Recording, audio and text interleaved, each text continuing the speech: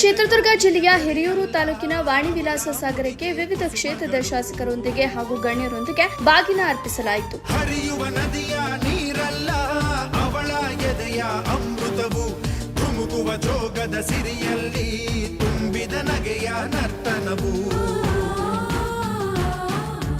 ಈ ನಾಡ ಶ್ರೀಗಂಧ ಕನ್ನಡಾಂಬೆಯ ಮಾಂಗಲ್ಯ ಕೋಲಾರ ಕೈವಾರ ಬೋಲೆ ಚುಮುಕಿ ಮೂಗುತಿಯು.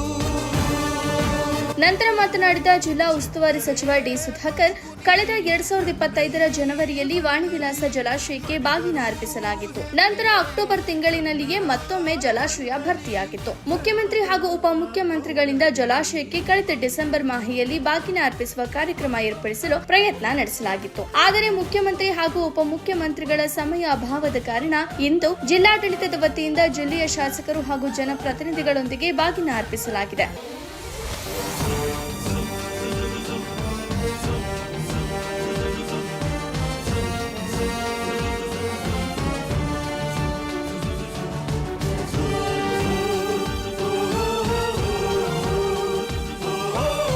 ಒಂದೇ ವರ್ಷದಲ್ಲಿಯೇ 2 ಬಾರಿ ವಿವಿ ಸಾಗರ ಜಲಾಶಯ ಭರ್ತಿಯಾಗಿರುವುದು ಜಿಲ್ಲೆಯ ಜನರಿಗೆ ತುಂಬಾ ಹರ್ಷ ತಂದಿದೆ. ಹಾಗೂ ವಾಣಿವಿಲಾಸ ಜಲಾಶಯದ ಹಿನ್ನೀರಿನಿಂದಾಗಿ ಹೊಸದುರ್ಗ ರೈತರ ಸಮಸ್ಯೆ ಬಗೆಹರಿಸುವ ಸಂಬಂಧ ಕಳೆದ ತಿಂಗಳು ಜಿಲ್ಲೆಯ ಶಾಸಕರು ಹಾಗೂ ಉಪಮುಖ್ಯಮಂತ್ರಿಗಳ ಅಧ್ಯಕ್ಷತೆಯಲ್ಲಿ ಇಲಾಖಾ ಅಧಿಕಾರಿಗಳ ರೂಪುರೇಷೆ ಸಿದ್ಧಪಡಿಸಿದ್ದು, ವಿವಿ ಸಾಗರ ಜಲಾಶಯದ ಹಿನ್ನೀರಿನಿಂದಾಗಿ ರೈತರು ಅನುಭವಿಸುವ ತೊಂದರೆಗಳ ನಿವಾರಣೆ ಮಾಡುತ್ತೇವೆ ಎಂದು ಸಚಿವರು ಹೇಳಿದರು. ಈ ಸಂದರ್ಭದಲ್ಲಿ ಹೊಸದುರ್ಗ ಬಿಜಿ ಗೋವಿಂದಪ್ಪ, ಚಳ್ಳಕೆರೆ ಶಾಸಕ T Raghumurthy, doctor M Chandrappa ಸೇರಿದಂತೆ ಗಣ್ಯರು ಉಪಸ್ಥಿತರಿದ್ದರು. ವರದಿ ಸುರೇಶ್ ಬೆಳಗೆರೆ, ಚಿತ್ರದುರ್ಗ. ನನ್ನ ಮಣ್ಣಿದು